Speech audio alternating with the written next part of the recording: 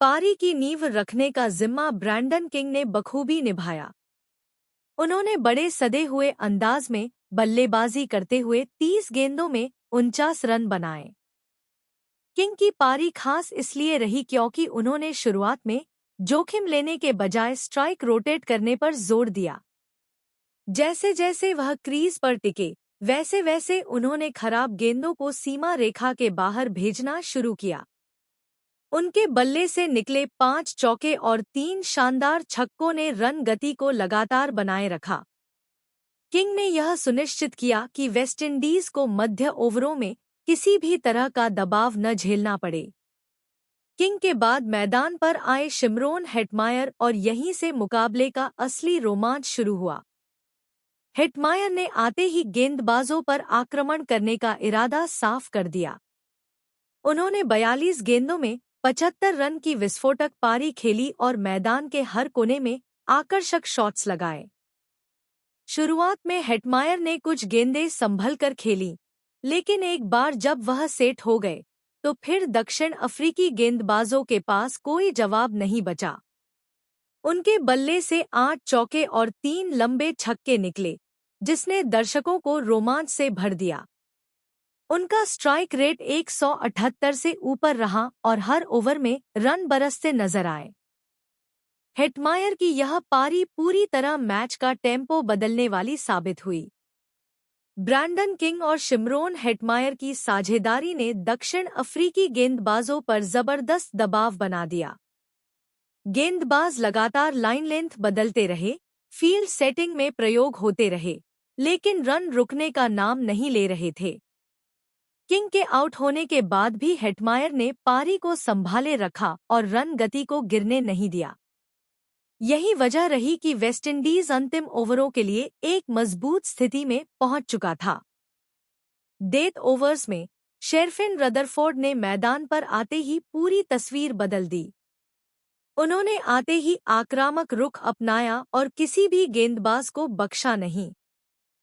सिर्फ 24 गेंदों में नाबाद 57 रन बनाकर रदरफोर्ड ने दर्शकों को पूरी तरह झूमने पर मजबूर कर दिया। उनके शॉट्स में ताकत, टाइमिंग और आत्मविश्वास साफ झलक रहा था। लंबे छक्कों और जोरदार चौकों की बदौलत रन रेट अचानक आसमान छूने लगा। 237 से अधिक के स्ट्राइक रेट के साथ खेली गई यह पारी न केवल देखने में शानदार थी, बल्कि टीम के लिए निर्णायक भी साबित हुई।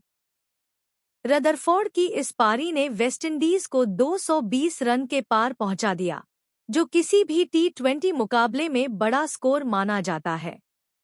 222 रन के लक्ष्य का पीछा करना आसान नहीं था, लेकिन दक्षिण अफ्रीका की शुरुआत ने यह संकेत दे दिया कि मुकाबला अभी खत्म नहीं हुआ है। क्विंटन डी कॉक ने पारी की पहली गेंद से ही आक्रामक अंदाज अपनाया। उन्होंने गेंदबाजों को कोई मौका नहीं दिया और हर ओवर में रन बटोरते चले गए। डी कॉक की बल्लेबाजी में आत्मविश्वास और क्लास दोनों साफ दिखाई दे रहे थे। उन्होंने 49 गेंदों में 115 रन की तूफानी पारी खेली, जिसमें चौकों छक्कों की भरमार देखने को मिली। मैदान के हर कोने में लगाए गए उनके शॉट्स ने दर्शकों को खड़े होकर तालियां बजाने पर मजबूर कर दिया। उनका स्ट्राइक रेट 230 से ऊपर रहा, जो इस स्तर के क्रिकेट में बेहद खास माना जाता है। डी कॉक को शानदार साथ मिला रयान रिकेल्टन का, जिन्होंने इस मैच में संयम और आक्रामकता का बेहतरीन संतुलन दिखाया। ओपनिंग करते हुए रिकेल्टन ने शुरुआत में स्ट्राइक रोटेट की और दबाव को डी कॉक पर ही बनाए रहने दिया। लेकिन जैसे ही गेंदबाजों ने लाइन भटकी, रिकेल्टन ने जोरदार शॉट्स लगाकर रन गति को और तेज कर दिया।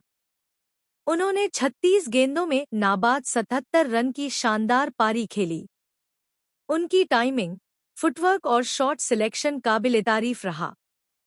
डी कॉक के आउट होने के बाद भी रयान रिकेल्टन ने पारी को बिखरने नहीं दिया। उन्होंने पूरी समझदारी के साथ लक्ष्य का पीछा किया और टीम को बिना किसी घबराहट के जीत की ओर ले गए।